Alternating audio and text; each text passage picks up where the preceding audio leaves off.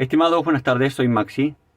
Fíjese lo que he conectado, la entrada de inyector de señales o generador de señales, un capacitor de 2,2 microfaradios y una resistencia a masa de 10K.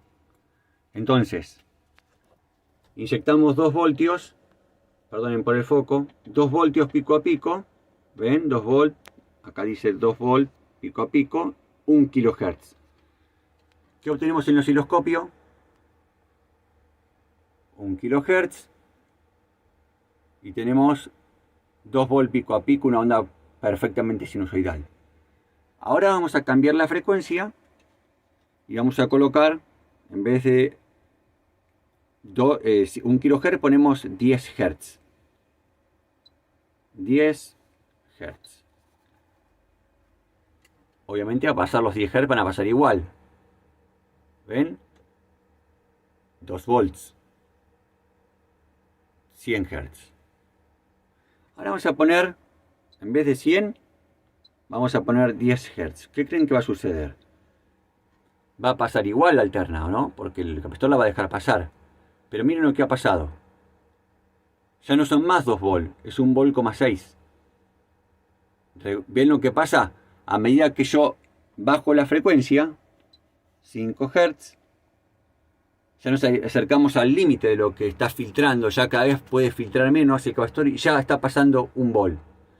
Y acá estoy inyectando 2. Ya dejó pasar la mitad. ¿De acuerdo? Ahora miren esto. Ahora lo que hice es colocar un capacitor. Saqué el de 2,2 y puse uno de 100 nanos o 0,1 micro. Con la misma resistencia. Ponemos el generador de señales en 2 volts y 1 kHz.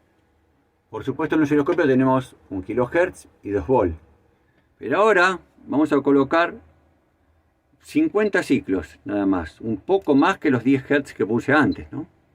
50. Vamos a ver qué sucede. Vamos a acomodar esto, como les expliqué. Fíjense cómo cayó 600 milivoltios. Y son 50 ciclos, ¿eh? Si le pongo 10 ya evidentemente no va a haber nada. Vamos a intentarlo para ver. Vamos a colocar 10 Hz. A ver qué hay acá. Muy poco, nada. Bien. Ni lo puede leer. Vamos a tener que ampliar la onda un poco para que la pueda leer. Pero fíjense que casi no la puede leer el osciloscopio.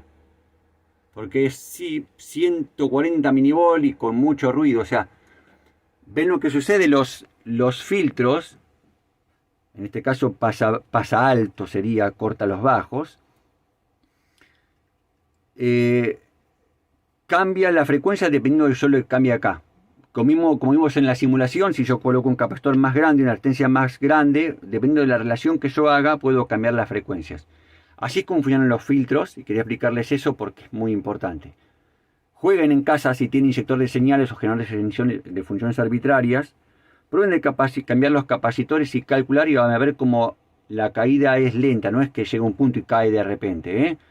O sea, esos 3 Hz son, a partir de ahí para adelante es parejo.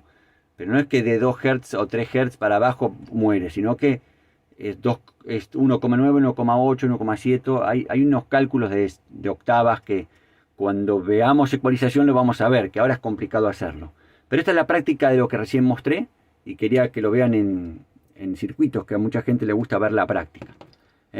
Les agradezco que estén conmigo, suscríbanse al canal y pronto vamos a empezar a ver transistores y vamos a necesitar usar filtros como esto para poder acoplarlos entre ellos, porque los transistores dejan pasar la continua y la alterna a la vez y no queremos eso. Gracias por escuchar y todas las preguntas que quieran hacer me las hacen en los comentarios y yo las contestaré lo más pronto posible. Nos vemos.